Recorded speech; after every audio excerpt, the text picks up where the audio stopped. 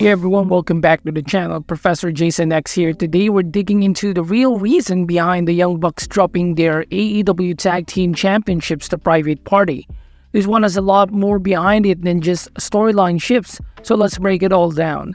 Recently, the Young Bucks shocked fans by dropping their AEW Tag Team titles to Private Party, a duo they have had a friendly rivalry with for years.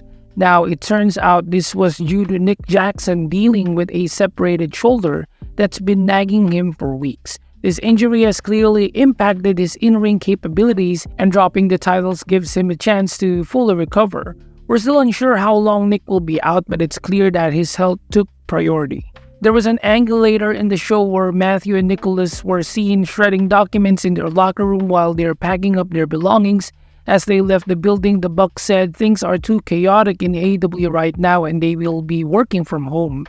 The idea is that the EVPs are the cowards who are abandoning AEW, even though the company really needs them to help in the war against Jon Moxley's group. To emphasize that point, the Bucks left Brandon Cutler behind, and Moxley's gang immediately broke his hand with a hammer. Another interesting twist is how this fits into AEW's ongoing storylines. And according to PWInsider, the title loss marks the end of the Bucks' current storyline, and they aren't expected to be back on TV for a while.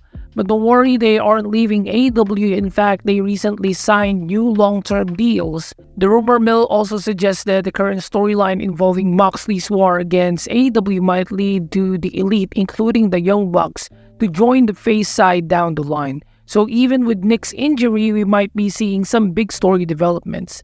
The Young Bucks are also still scheduled to be making their return to New Japan Pro Wrestling at Wrestle Dynasty on January 5th. The Elite recently mocked Omega on his birthday, and one of the Bucks even used Omega's one-winged angel finishing maneuver on last night's match. It seems like there's a potential for Young Bucks versus Kenny Omega and Hiroshi Tanahashi match at Wrestle Dynasty in January for what it's worth. So what do you guys think? Was this the right move for AEW, and are you excited to see the Young Bucks potentially returning as faces in the future?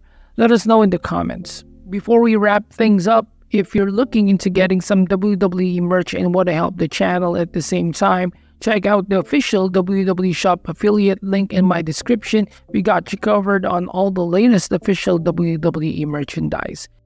Thanks for watching, and don't forget to like, subscribe, and stay tuned for all the latest wrestling updates. Step into the ring, Professor in control, still Professor Jason X. Got that wrestling soul, teaching lessons on the mat. No one can deny, acknowledge me. It's time, class is in session, let's fly.